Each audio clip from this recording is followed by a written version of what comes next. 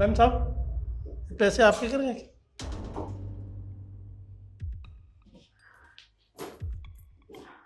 हाँ अंकल, ये मेरे ही पैसे हैं। एक्चुअली मेरे पर्स से गिर गए होंगे। Thank you. कोई बात नहीं।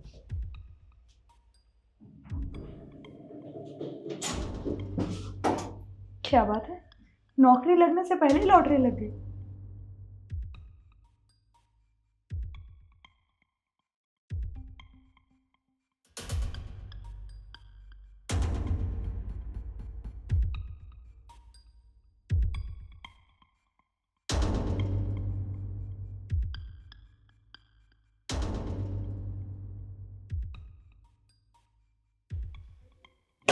बाबूजी, आपके पैसे?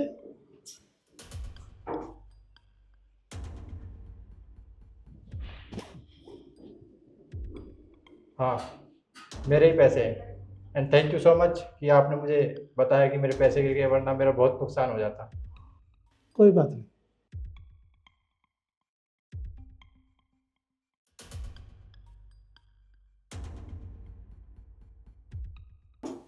मेरे तो पैसे भी नहीं गिरे, फिर भी मुझे पैसे मिल गए।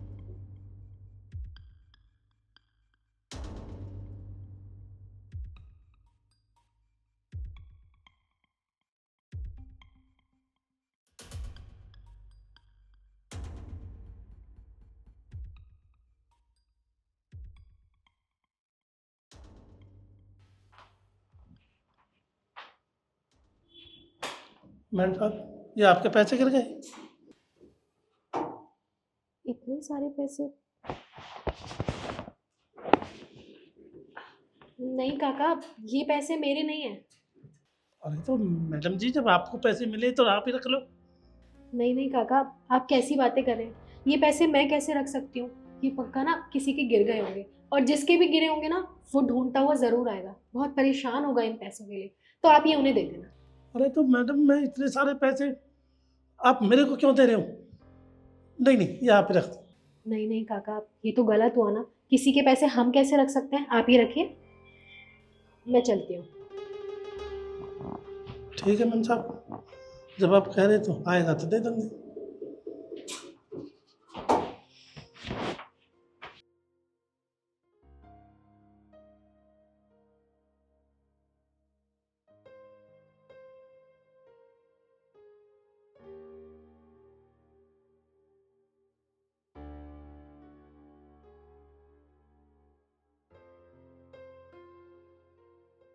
आप यहाँ पे इंटरव्यू के लिए आए हैं? हाँ, और आप? मैं भी। आप भी यहाँ पे इंटरव्यू के लिए आई हैं? हाँ जी, मैं इंटरव्यू के लिए आई हूँ, और आप लोग भी ना। पर आपके कपड़े देख के तो नहीं लग रहा कि आप यहाँ पे इंटरव्यू देने आई हैं। मतलब जैसे किसी कंपनी में इंटरव्यू देने जाते हैं तो ऑब्वियसली फॉर्मल पहन के जाते हैं, जैसे मैंने पहना हुआ है, जैसे इन्होंने पहना हुआ है। पर आप तो गांव की गवार लग रही हैं देखने में, क्योंकि आपको तो ड्रेसिंग सेंस नाम की तमीज़ ही नहीं है ना। देखिए, आप लोगों का कोई हक नहीं बनता मुझसे इस तरीके से बात करने का। और रही बात ना इंटरव्यू की, तो वो हमारी एजुकेशन और स्किल पे डिपेंड करता है, ना कि ये ड्रेसिंग सेंस पे। तो आप ना ही बोलें तो बेटर है। हु सेड कि इंटरव्यू सिर्फ क्वालिफिकेशंस के बेस्ड पे होता है? सबसे पहले ना आपके लुक्स देखे जाते हैं, आपका ड्रेसिंग सेंस देखा जाता है। बट आप में तो वो चीज़ है ही नहीं ना। और वैसे आपकी गलती नहीं है इसमें। जो गांव के लोग होते हैं ना, जो गांव से आते हैं शहर में, 2-4 कागज़ की डिग्री लेके सोचते हैं कि बड़ी कंपनी में जाके जॉब मिल जाएगी, तो ऐसा कुछ होता नहीं है। मैं आपको एक सलाह दूंगी कि इससे पहले मैम तुम्हें यहाँ से धक्के मार के निकाले, तुम यहाँ से खुद चली जाओ, वरना 4 लोगों के आगे बेइज्जती होगी और तुम्हें भी अच्छा नहीं लगेगा। देखिए, मैं क्या सोचती हूँ क्या नहीं सोचती, उससे आपको कोई मतलब नहीं होना चाहिए। आप लोग इंटरव्यू के लिए आए हैं, अपने इंटरव्यू पे फोकस कीजिए। तो हम भी तो कुछ कह रहे हैं आपसे। आपको तो जॉब मिलेगी नहीं।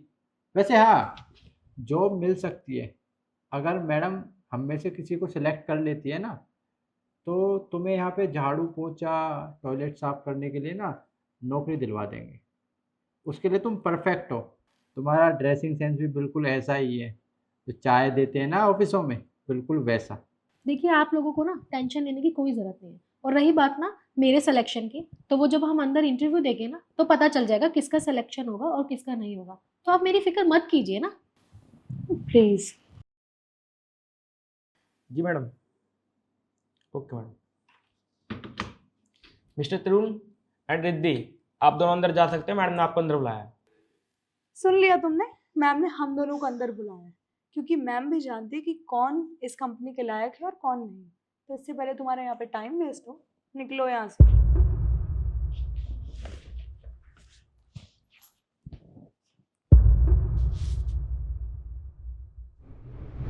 देखिए मैडम, आपकी कंपनी टॉप 5 कंपनीज में आती है और आपकी कंपनी का बहुत बड़ा नाम है। हमें काम करने को वैसा ही मिलेगा।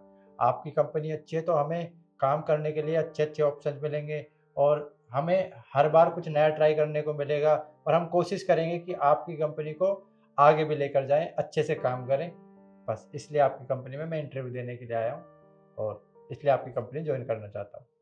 मैम, इन्होंने बिल्कुल ठीक कहा है, आपकी कंपनी टॉप 5 कंपनीज में से आती है और आपके साथ कौन नहीं काम करना चाहेगा। इतना जाना माना नाम है आपकी कंपनी का।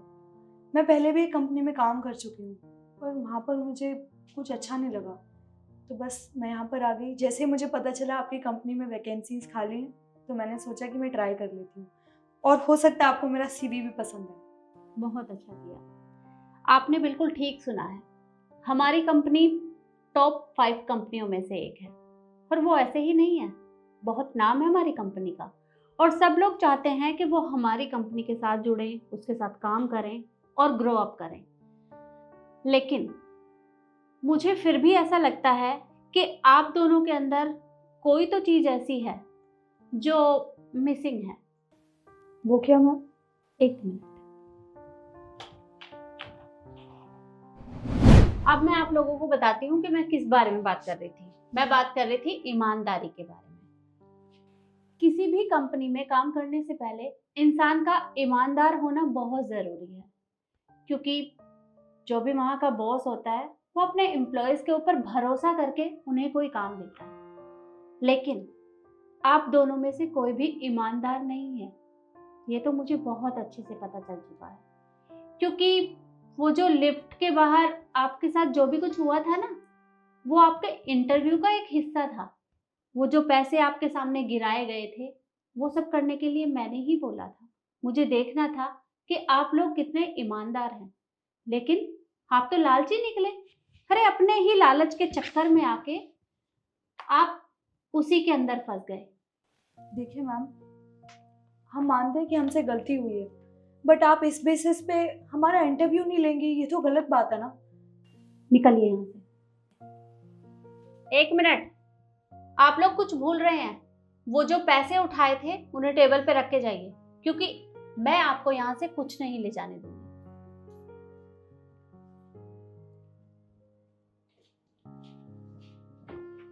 और हाँ, अगली बार कहीं भी इंटरव्यू देने के लिए जाओ तो सबसे पहले अपने आप को चेंज करो, क्योंकि अगर इसी तरह से लालची रहे तो कहीं भी काम नहीं मिलेगा। अब जाइए यहाँ से।